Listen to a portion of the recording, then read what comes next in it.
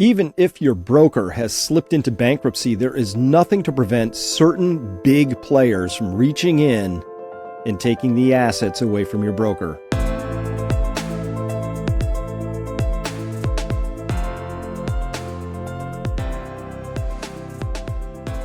Hello, everyone. I'm Chris Martinson, CEO of Peak Prosperity. Today, we're going to be diving back into The Great Taking. This is part 3 in our series. If you haven't seen parts 1 and 2, you really should. And this is the work that was spurred off by David Webb. That's his book, The Great Taking. It's available for free download. Read it if you want. I've been doing what I think he wanted everybody to do, which is following the references and seeing where they go. Today, we have to talk about this provision called safe harbor. This is a really important topic. Remember, we're going into all of this because we were concerned, how was this going to happen exactly? How was the WF going to accomplish goal number 1 in their 2030 agenda here, which is you'll own nothing and be happy? How will you own nothing? How will this happen? Now we know how legally it could happen. I'm not saying it will happen, but we should understand it. But we always knew that there was something off in this story, namely that there is a big, giant gap between the liabilities of the United States, but also all of Western civilization at this point, and the actual stuff that we would use to offset those liabilities against, right? Assets and liabilities. The asset, the income in this story is GDP and all the other productive assets that make up that GDP. And we have these debt levels, which I've helpfully extrapolated with my superior artistic capabilities, with that purple line going up like that. We're still waiting for anybody to explain how this is going to work out. And there's nothing but crickets, right? Nobody can explain this. In fact, even Jerome Powell has said this is unsustainable. We all know it's unsustainable. And now a word from our sponsor. Hey, that's me. Hello, savvy individuals. Are you tired of sifting through the noise to find reliable information? Well, look no further. Welcome to Peak Prosperity, where we're not just a trusted source of actionable information. We're your passport to a community that's large and vibrant and full of like-minded folks just like you. Ever wish you could cut through the noise and get to the heart of the matter? Our team provides unbiased and trusted analyses of the news and events. Stay informed without the spin, empowering you to make decisions based on facts, not fiction. At Peak Prosperity, we offer more than just a steady stream of insights. We've fostered a large and growing community that's buzzing with energy. Connect, collaborate, and learn from people who share your passions. But that's not all. We're actually here to help you become more resilient, guiding you to make better, more well-informed decisions. In a world full of uncertainties, a Peak Prosperity membership is your key to exactly the information you need to prosper. Are you ready to join a community that's not just about information, but about empowerment and integrity? Subscribe to Peak Prosperity today and unlock a world of unbiased analysis, resilience, and meaningful connections. Because it's not just a subscription. It's a commitment to your success and the health and wealth of your family and business. And now, back to our content. You don't have to, anybody can figure this out. That is a math problem. So how does the math problem resolve? That's what we're going to get to here. And so, unfortunately, this is a fairly dark tale in the sense that self-interested parties and lobbyists got together, and over time they chipped and whittled away at some of the most foundational things, including you don't own your stocks and bonds. You have what's called a security entitlement. So we examined your entitlement claims in episode 1, and then we went on to episode 2 and said, well, if I'm just a claimant in a chain of legal custody, and there are senior claimants above me, who are they? And what does the laws have to say about senior claims? So we'll revisit a little bit of that today, but not a lot, because that's in episode 2. So we talked about qualified financial contracts, yada, yada, blah, blah, blah. Editorially, I really wish we didn't have to do this at all. This is way too complicated by design, but it's in that complexity. This is going to be that fine print that you didn't read on your insurance contract that maybe you realize you should have read. So this is how the law works. And unfortunately, we all now know that we live in a world where we have terms and conditions for everything from like, I just want to play solitaire on my phone. It comes with terms and conditions that consign your firstborn son to like this strange company and, you know, opens all your phone records and your most private photos because you just wanted to play a game, right? Let alone what happens when you sign the T's and C's for using an Apple product or service or using Instagram, etc. They're onerous, and I get it. Nobody wants to feel like we're being preyed upon. But at least when it comes to skipping over, say, the Apple terms of services, you're pretty sure that they're not going to come and steal your firstborn or all your assets. This is the kind of fine print you need to know about. At least to say, you know what, Chris, I look at that, I've seen it, I don't think that's going to happen, here's why, but I need you to understand this and reject it on your own terms. Now, we're going to have to get to this one just a little bit later, but we'll touch on a piece of this today. What actually happens during a bankruptcy of either your broker or one of these other security intermediaries that's layered between you and the actual issuer of that security? And there could be many of them, clearing parties, different intermediaries, etc. And then this is what we're going to get to today is this, what happens when this thing called financial stability is invoked? This is a new change that came about as a consequence of the Dodd-Frank Act. This is now part of the Uniform Commercial Code. It's been woven in throughout Title 11 and Title 12 particularly, which are federal titles. So it's federal law, Uniform Commercial Code. We're going to have to look at how these things come together. Now, again, if you haven't seen parts 1 and 2 of this, part 1, these are screenshots from my website, peakprosperity.com. And I have always, and this will be true today as well, I'm going to go through the basic stuff, and then I'm going to talk about, I don't like talking about problems. I don't like defining problems. I like to know what the issues are so that we can get to solutions. Part 1 is the public thing where I'm telling you what the issues are. And then part 2 at my website, we go through and we wrestle with and we define what are the solutions. What can you do realistically? And I always structure things easy, medium, hard. So part 1, we have solutions for subscribers. Part 2, we had solutions for subscribers. And today will be no different for part 3. Now, what we're going to be talking about today is buried deep within these things. I mentioned Titles 11 and 12, which are the bankruptcy and banking laws, and as well the Uniform Commercial Code, particularly Articles 8 and 9. Article 8 is investment securities. That's a 1994 law. It's been amended along the way. And then, of course, we have also secured transactions. That's 2010. That is the year of the Dodd-Frank Act. And as well, there are now case precedents that have already used these laws, all the way rung them up to the Supreme Court, particularly around this idea of safe harbor. So you see that court's broad interpretation of definition of securities contracts promotes expansive scope of the bankruptcy code safe harbor. Now, that's going to be a future episode. I think the one right after this one, maybe 2, where we're going to talk about this case law, because you have to understand that when somebody says they're going to do something, they write the laws down and then they do it and they test it in a court of law. It's no longer a valid thing to say, I don't think they would do that. They've already done it. They said they were going to do it, and then they did it. So that means it probably happened. So it's already happened. The question would be, do you really think they would do it to take your stuff? Well, that's something each of us gets to resolve for ourselves. Now, this Dodd-Frank Act, oppositely named, of course, it's like many things. It's called the Consumer Protection Act. And it does the exact opposite of that. It may have started out with some good intentions, but did it ever go off the reservation? I'll show you exactly how. And today we're going to be talking about some things, just to show you that Title 12 is really big and onerous. I have not read the whole of Title 12. Look at that. Chapter 41, expedited funds availability. 42, low-income housing preservation and resident ownership. I have not read these. All I care about is I got down to chapters 52, which is emergency economic stabilization.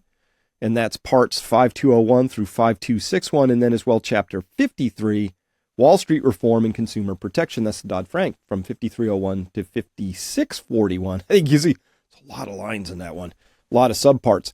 So was it mission accomplished? I want you to think about this question as we go along here. I want you to ask yourself as we run through this, did the purpose of the Dodd-Frank Act actually get achieved? And the purpose was, it was intended to curb the extremely risky financial industry activities that led to the financial crisis of 2007 and 8.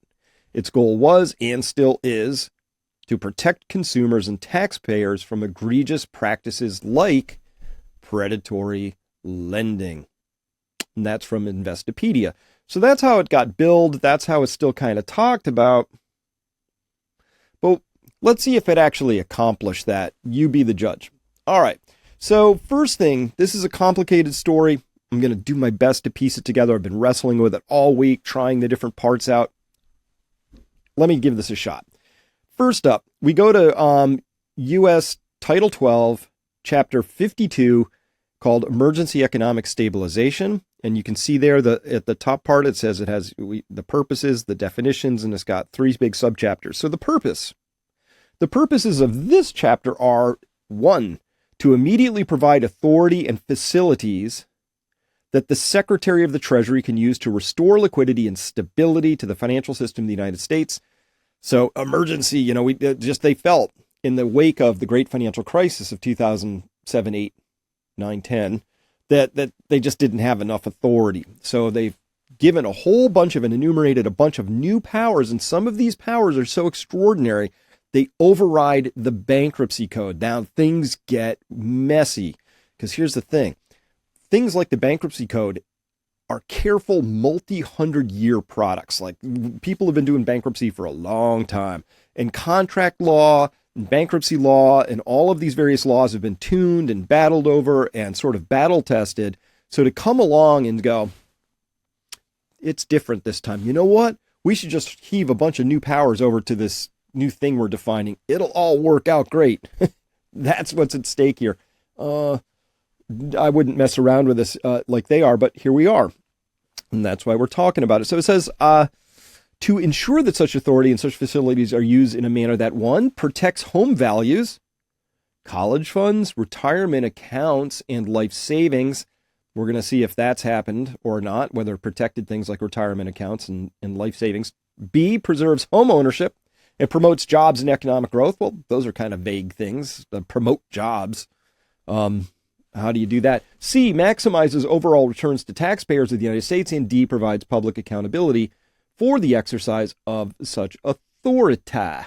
Okay, kind of weird, because one of the first times they use something like this, right, Bear Stearns goes down and they pull it in and it gets pushed off into a special vehicle fund on the Federal Reserve balance sheet. And that's the last I heard about it. Like, you can't, there's no audit. You can't, there's zero transparency. Like, what assets did you take and what did you do with them? And why did silver get slammed so hard in the aftermath of that?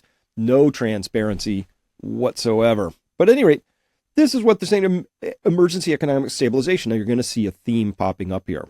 And the theme is stability, to restore stability of the financial system. You'd think, well, that seems like a really big, important term, and you'd be right. The question is that term ever defined anywhere? Financial stability. So much hinges on that. Is it defined? What is financial stability? Does that mean stocks only go up to the right? Does that mean, I don't know, what is it? It's not defined. Spoiler alert.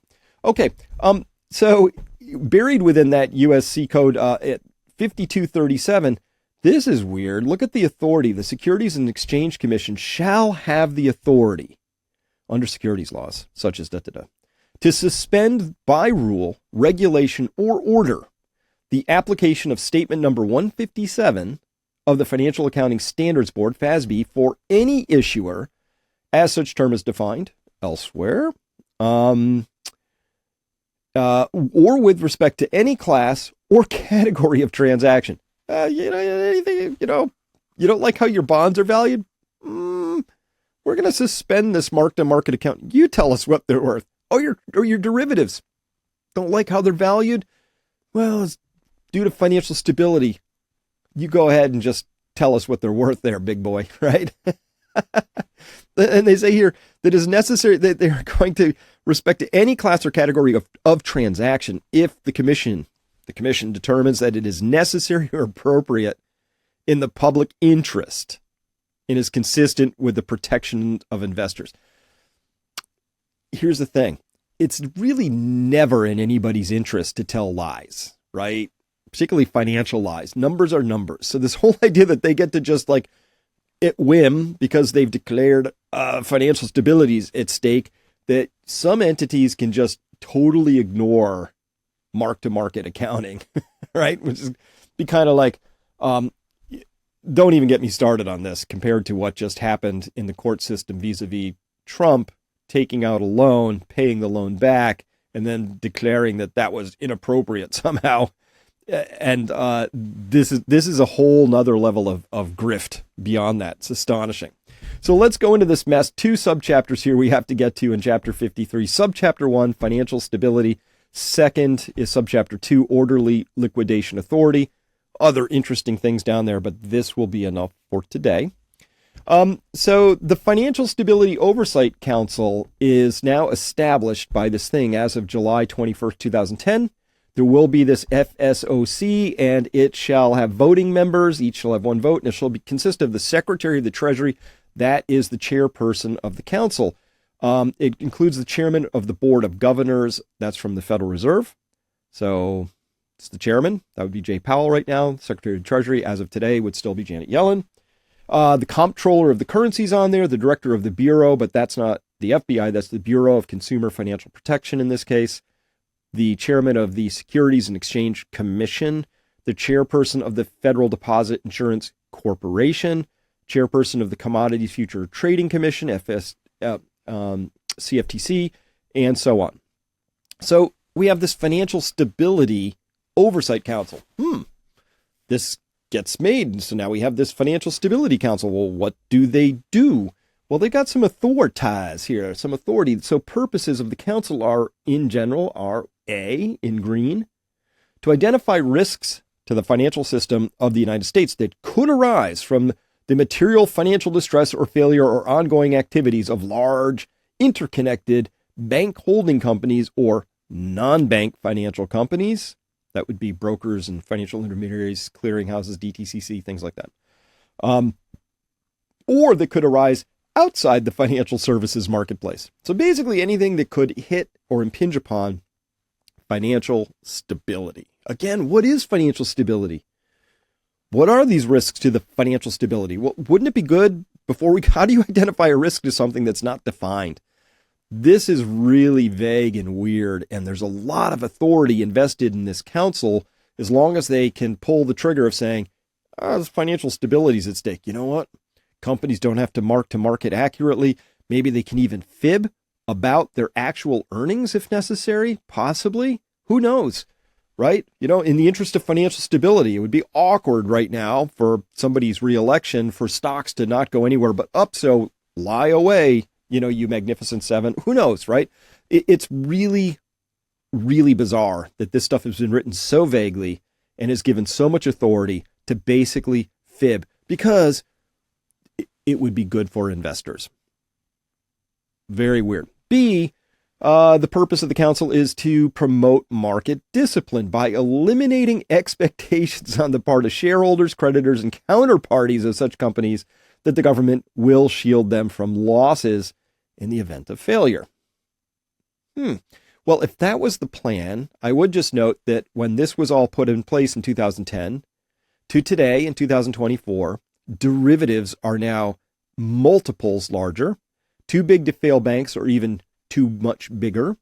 And everything that they would say that they were trying not to somehow signal that the government would shield these counterparties in the event of losses or failure, they actually did the opposite of all that. And I'll show you exactly how they did that. This should not have been like if that was your purpose, and anybody writing the laws that you're about to see that followed that purpose of this council, right, to promote market discipline, right, you would have to be a complete moron not to understand that writing the laws the way they wrote them was going to do the opposite of promoting market discipline. It was going to encourage massive risk-taking, which is what we've seen, of course. All right, let's go now to 5323. This is authority to require supervision of regulation of certain non-bank financial companies. Oh, sounds boring, but it's actually kind of important here.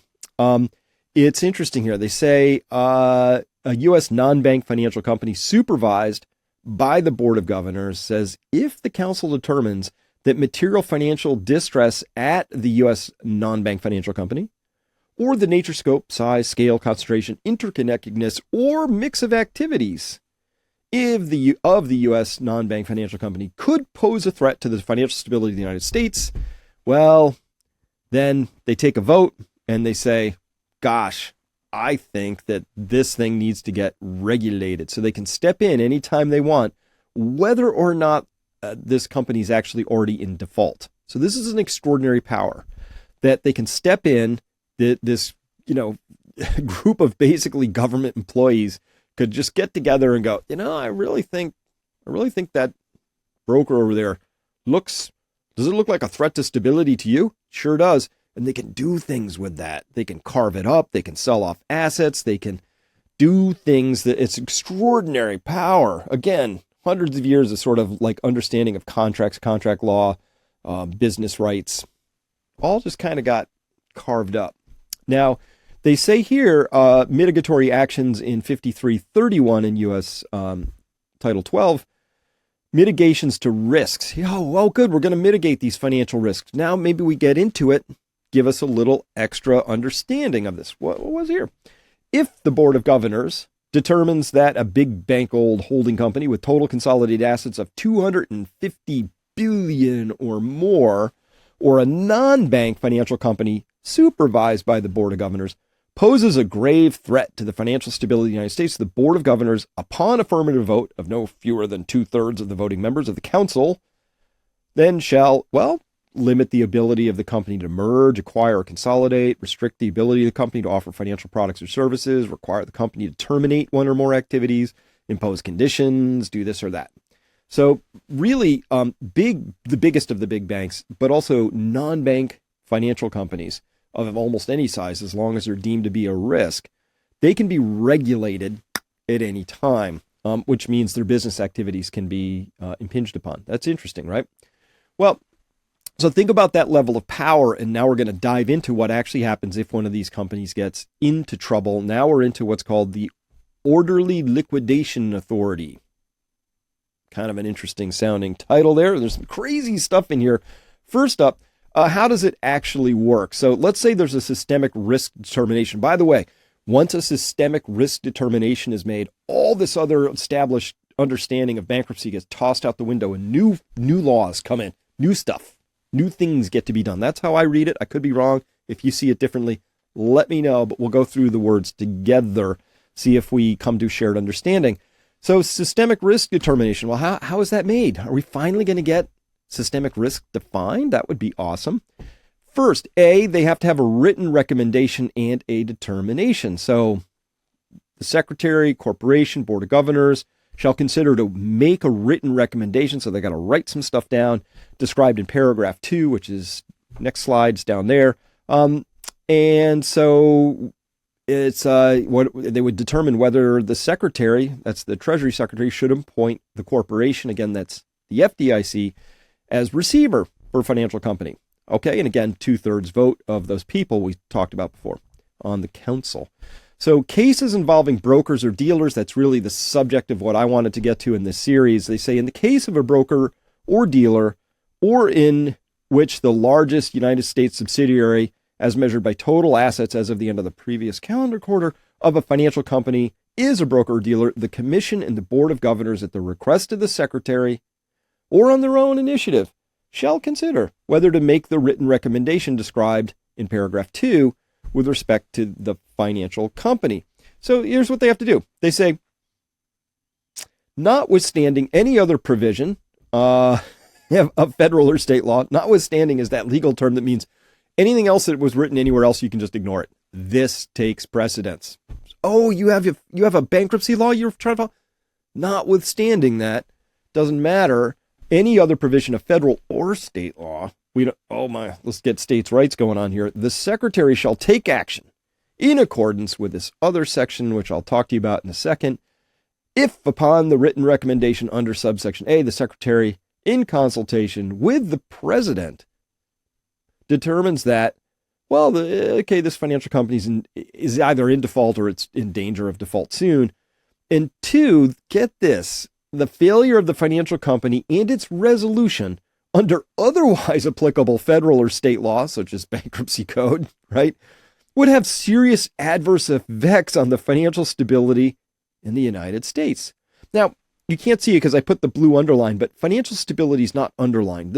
All this stuff I've pulled off of the Cornell Law website, which is really good, by the way. Thank you, Cornell, for putting that and keeping that. Anytime you have an underlined thing, you can click on it and it gives you more definition, right? In order to lead you to another place where there is more definition around that term. Financial stability is not underlined here or anywhere in this document. It's just not a legal definition. But here they're saying, this is really interesting. You know what they're saying here? They're just basically like, look, if the council says this is about financial stability, you can just take everything else and throw it out the window. This now takes law, and this is the law. And all that they have to do in order to invoke this superpower is declare that number two, read it over again, the failure of the financial company and its resolution under otherwise applicable federal or state law would have serious adverse effects on the financial stability in the United States. Now, wouldn't you know it, but when we look at the case law, we're going to find out that the safe harbor provision, which is really what gets invoked here, which I haven't told you about yet, but we'll get there. It really could also be interpreted as a big, giant, super well-connected bank might come along and go, we would really like to take all the assets of that company over there. We think they belong to us. We have qualified financial contracts with that, so we want that stuff. And all that has to happen is invoke this law. It's like, it's yours, right? This is how things will be taken. They will be taken with a pen, not with a gun. And so it's already in place. This is really astonishing to me. I don't quite know how to describe this at this point in time, that it's just written down. There it is for you to see. What are you going to do with it? Okay. 3 or 4, you can read those at your own leisure. 5, though, says any action under Section 5384, I'll tell you about that in a second, would avoid or mitigate such adverse effects, taking into consideration the effectiveness of the action in mitigating potential adverse effects on the financial system, the cost to the general fund of the United States, and the potential to increase excessive risk-taking on the parts of creditors, counterparties, and shareholders in the financial company. So if the Secretary just determines that any action taken under Section 5384 could avoid or mitigate adverse effects or help prevent like this excessive risk taking, so we're going to have to look at 5384. This is just how these laws are written. It would be great if they just told you plainly, was like, this paragraph has to apply to that section, and you go there, and probably that one applies to another section. It takes a little while to piece it together. That's what we're going to do together. What I need you to understand here is that when systemic financial, serious adverse events, when they say systemic financial stability is in, when that's invoked, it takes precedence over everything else. So now what about your broker? Okay, so 5385, we still have to get back to 5384. Don't worry, we'll get there. So orderly liquidation of covered brokers and dealers, this falls under SIPC. That is your Securities Investor Protection Corporation. SIPC, they say, well, okay, all right. If the broker gets in trouble, appointment of SIPC as trustee, so SIPC rides in. But they say here under this, orderly liquidation of covered brokers and dealers, Section 4 down there reads, notwithstanding any provision of the SIPC Act of 1970. So just take that whole thing, throw it out the window, because what we want to tell you, notwithstanding any provision to the contrary, the rights and obligations of any party to a qualified financial contract, as that term is defined in 5390 C8. We'll look at that one as well. We've already covered qualified financial contracts. These are the senior claims that come above your skimpy little entitlements, right? Your security entitlement is a low grade of unsecured creditor hold. There are senior claims, which are secured creditors, and that's what they're saying here. They're saying, notwithstanding anything else we told you about in the whole SIPC Act, that thing's dead and gone. The rights and obligations of any party to a qualified financial contract to which a covered broker or dealer for which the corporation has been appointed receiver is a party shall be governed exclusively by Section 5390 of this title, including the limitations and restrictions contained in 5390 C10 B, parens B. Well, that sounds pretty important, doesn't it? 5390. We're just going to have to, get there, because they just said, look, we don't care, whatever else is going on out there, we don't care about that crusty old securities SIPC law from 1970. We don't really care about anything else. Notwithstanding any of that, 5390 is going to govern everything. Okay, cool. So what is that? Okay, glad you asked. This is astonishing. This is where I don't even really know how to explain this without just going, Bob, my mouth moving with nothing coming out but sounds that are nonsensical. 5390, Powers and Duties of the Corporation. That's kind of blandly titled. And it says here, we're all the way down in Section 8, certain qualified financial contracts. It says here, 8, rights of parties to contracts. So who are parties? Well, parties would be Goldman Sachs, JP Morgan, hedge fund, parties, right? Subject to subsection A8 and paragraphs 9 and 10 of this subsection, and notwithstanding any other provision of this section or any other provision in federal law or the law of any state, no person shall be stayed or prohibited from exercising the following. Wow. Did you follow? This is it. This is the money shot right here. Notwithstanding any other statute, law, title, article, federal or state, we don't care. This is the supreme law of the land. And when it says no person shall be stayed or prohibited from exercising, no person is a corporation in this model. So no person means an entity, right? So this is just legal language. This is how they do this. I'm sure lots of people could explain this better from a legal standpoint, exactly what that implies. There's some subtlety there. But when they say no person shall be stayed, a stay is something that prevents you from doing something. If a court issues a stay, it holds whatever that thing you were about to do can't be done. It's a stay. Stop.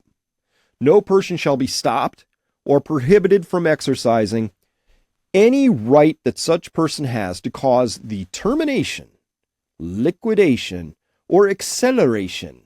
You can almost turn that into a rap thing. It's got a little alliterative. No, termination, liquidation, acceleration of any qualified financial contract with a covered financial company which arises upon the date of appointment of the corporation as receiver for such covered financial company or at any time after such appointment. So this is a fancy way of saying, look, your broker-dealer or your other financial company just went into receivership. It has a trustee. It has a receiver. Doesn't matter. Normally that freezes everything. If the FDIC rides in and freezes your bank on a Friday, until they resolve that, you have zero access to your funds. Like there's nowhere to log in. There's nothing you can do. But if you had a law written like this about your money in a bank, when the FDIC rode in as receiver, this law would say, hey, you can't prevent or stay that person from exercising the termination, liquidation, or acceleration of any qualified financial. You're just like, I want to come in, I want to withdraw my money, right? If a bank goes into receivership, you have no rights. Why? Because your bank account holding puts you as an unsecured creditors. Unsecured creditors have no rights. However, secured creditors have all kinds of rights. And in this particular case, what they're saying here is that no person shall be stayed or prohibited from exercising their ability to terminate, liquidate, or accelerate any qualified financial contract. Accelerate means, oh yeah, that thing where I loaned you some money and you said you were going to pay it back in 12 months. I just found out you went into bankruptcy. I need it back today. So, and by saying they shall not be stayed or prohibited from exercising, that means this thing's in receivership. It's locked down. That receiver cannot prevent this person from coming in and saying, that loan I gave him for 12 months, I want it today. I need it right now. And they can't stop them from removing those funds in that moment. That's really, and this is supposed to prevent excessive risk taking somehow. Who does this stuff? I mean, these people, good gracious. 2, any right under any security agreement or arrangement or other credit enhancement related to one or more qualified financial contracts described in clause 1. You can't, like, no person shall be stayed or prohibited from exercising any rights under any security agreement or contract or credit enhancement. Or 3, no person shall be stayed or prohibited from exercising any right to offset or net out any termination value, payment amount, or other transfer obligation arising under or in connection with one or more contracts or agreements described in clause I there, including any master agreement for such contracts or agreements. Woo! So the trustee or the receiver has no authority to prevent these things. And as we talked about, what are these qualified financial contracts?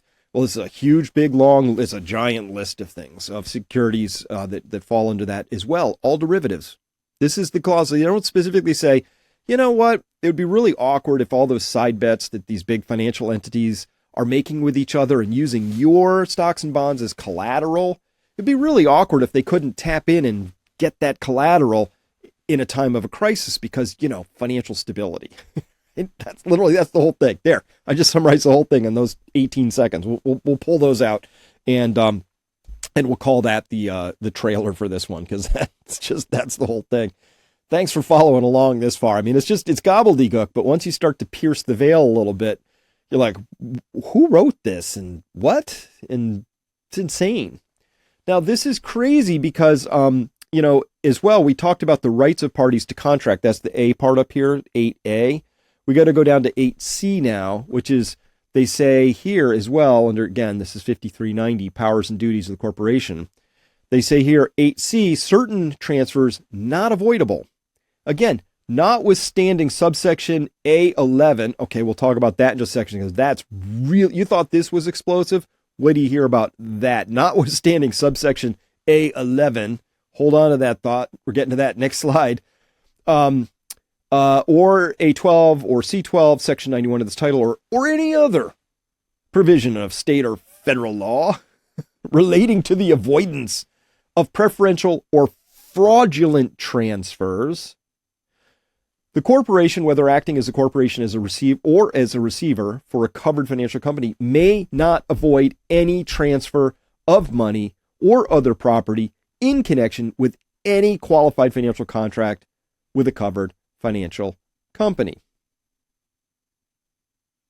Now they say here, exception down there, clause 2 down there. They say, well, you know what? That doesn't apply to any money or property that was actually, if the transferee had actual intent to hinder, delay, or defraud such company. Now, but they put the word intent in there, right? There are things that used to be called constructive fraudulent transfers. You didn't have to prove that somebody, I knew the company was going bankrupt, so I took all the money out of it the night before. I didn't know it was going bankrupt. They could say, you don't have to prove that intent because it was constructively fraudulent, right? If you sold a property that you should have known had all kinds of liabilities and things under it, and you failed to convey that, it's constructively fraudulent, they say. So here they're saying,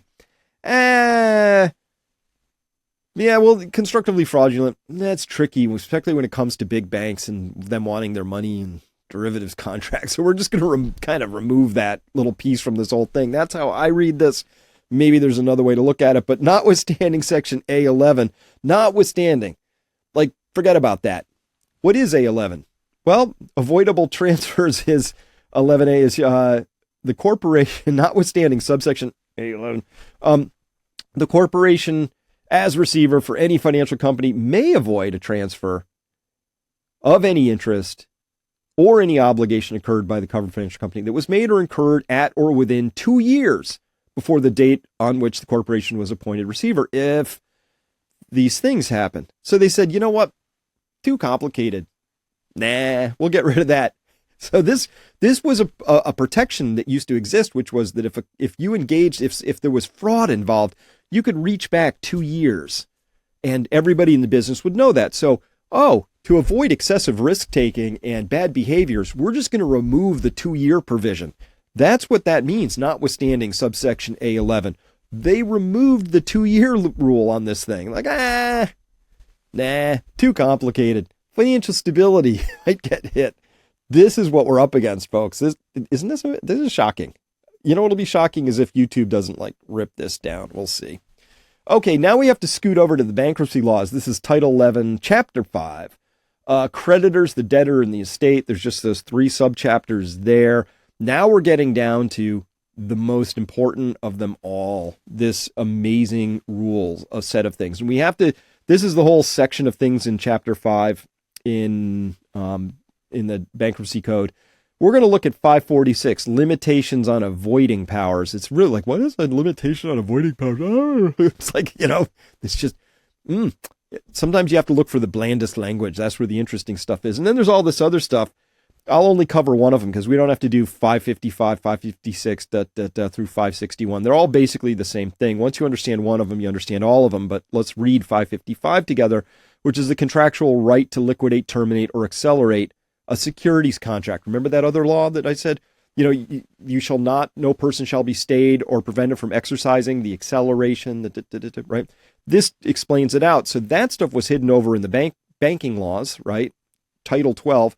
And it was tucked in very carefully over there in the UCC Article 8 stuff. And it's over here in the U.S. Code for bankruptcy. But let's begin with this infamous safe harbor provision, the 546E. So we're in 546, limitations on avoiding powers. Subsection E says, notwithstanding all these other sections, 544, 545, 47, 48, 548B, all these other parts of the bankruptcy code, notwithstanding those, just chuck those out. This one applies. The trustee may not avoid a transfer that is a margin payment, as defined elsewhere, or a settlement payment, as defined elsewhere, made by or to or for the benefit of a commodity broker, a forward contract merchant, a stockbroker, a financial institution, kind of a broad term there, a financial participant, kind of a broad term there, or securities clearing agency, or that is a transfer made by or to or for the benefit of a commodity broker, a forward contract merchant, a stockbroker, a financial institution, or a financial participant, or securities clearing agency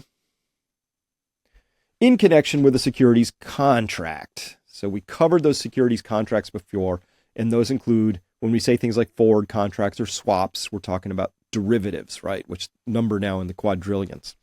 So this is astonishing. It says, notwithstanding anything else you find in the bankruptcy code, the trustee may not avoid a siphoning of funds out of that bankrupt entity, as long as it's for these things over here, right? Because these are the senior claims. And this is how this all worked. They said, look, the whole financial system almost had a complete mortality event in 2008 and 9. It was almost a systemic crisis, scared them a lot. Hank Paulson marched down into the Capitol building and he had a 2-page piece of paper saying, I need $750 billion right away, or else martial law, right? 2 pages. They were scared, right?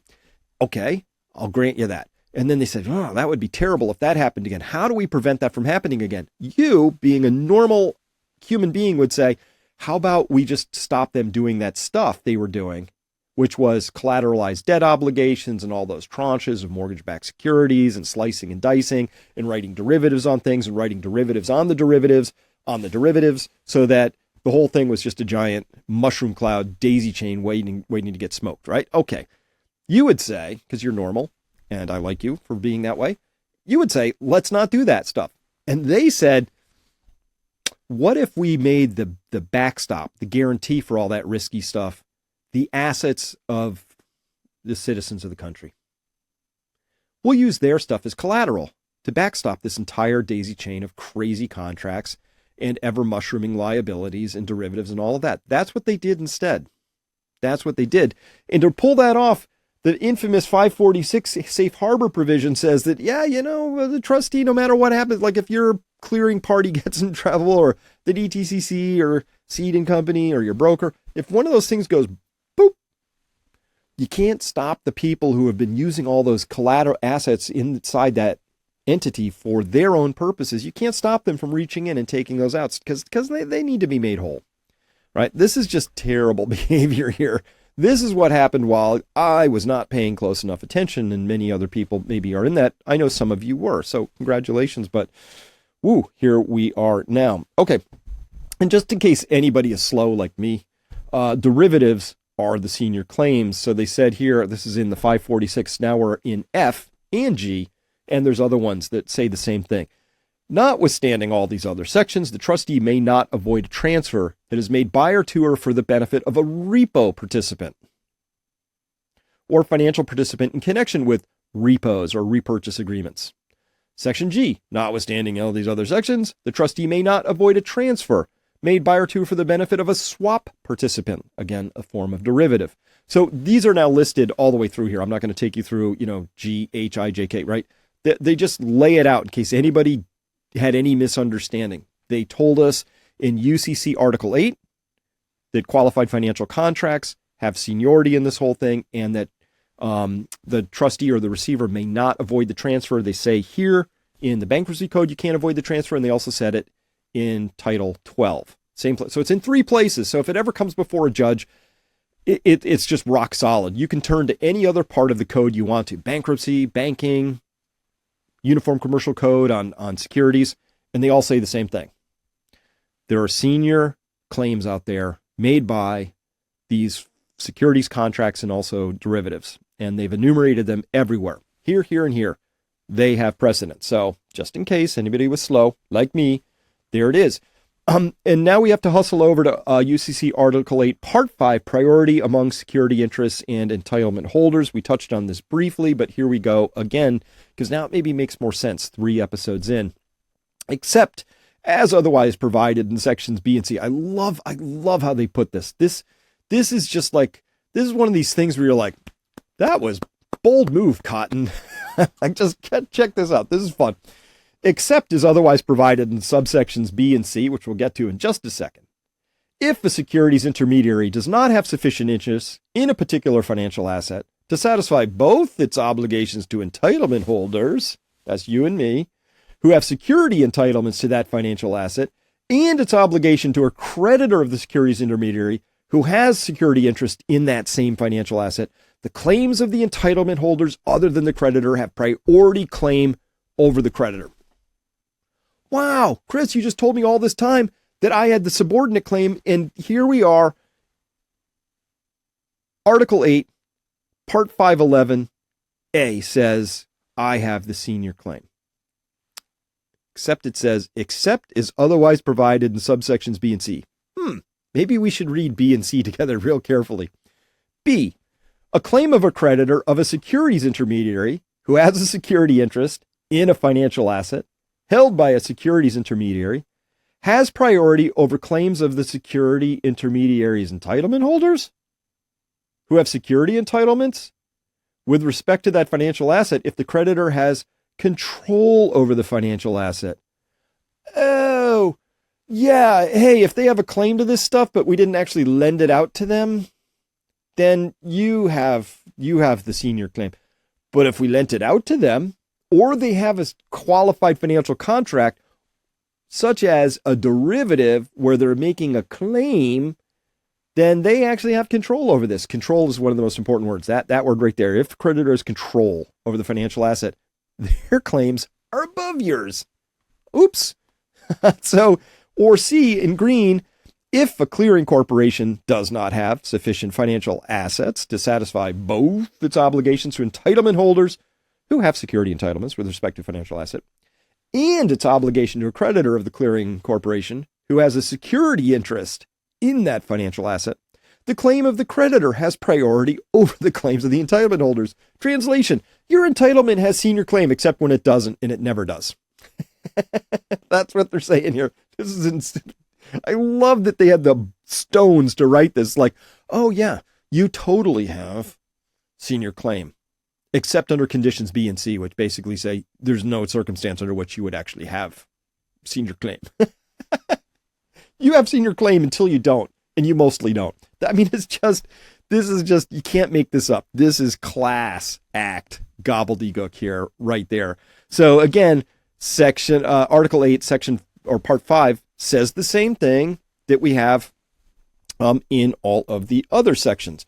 So isn't that a lot of fun? By the way, in Part 3, I'm going to be talking about, for my subscribers back at Peak Prosperity, we are going to be talking about basic defenses. Like, what does FDIC protection really mean? You need to understand that pretty carefully, as well as Treasury Direct. We're going to be talking about those actual defensive things that can be done. And we are, every day, every week, I've just been diving into this stuff to make sure I understand exactly what the code is and how we can and cannot be protected from it. It's gobbledygook. It needs to be changed. I'm hopeful that state legislatures will take their power back and just shred that Article 8 of UCC. And we should also be really leaning on our on our legislators and congressmen to do something about this mess they've created, because it should be a very simple question. Who owns this? It should always be a simple answer, right? You either own something or you don't. They've tried to make it sort of a halfway thing. Well, you kind of have claims. You sort of own it. Well, you sort of own it unless somebody else has a better claim than you. And nobody can answer the most basic question of all. I've talked to lots and lots of securities professionals. I've had people reaching out to me over these past few weeks. And I have this one basic question is, do we know who the senior claimants are and how many senior claims exist against any given pool of assets? And the answer is no. Or if it is known, it's not publicly known. But again, when they said the purpose is to promote greater transparency, there's zero transparency. People who are deeply, steeply invested in this don't know the answer to that simple question. And as well, they said, well, we want to limit, this risk taking, and we want to mitigate, the sense that the government has your back, if things get in trouble. But instead, they wrote a set of laws that encouraged greater amounts of risk taking. And we measure that in the total size of the pile of derivatives right now, because those are zero-sum game contracts that allegedly offload risk to some other party. But by definition, it is not possible for everybody to be insured. It's not how insurance works. So derivatives pretend as if they're actually insuring everybody, but they are not. They are just allowing parties to take on more risk under the certainty that they are covered. And of course, the backstop for that coverage are the collateralized assets of you and me and every other person in this nation, as well as most European nations. So that's the story we have so far. Thank you very much for listening up to this point. I know that was a big, giant mouthful, but that's as complicated as it's ever going to get. In the future, we're going to be talking about case precedents that show that all of these laws have already been battle tested in the system. So with that, thank you very much for listening. We will see you next time. And remember, come by Peak Prosperity. Bye-bye.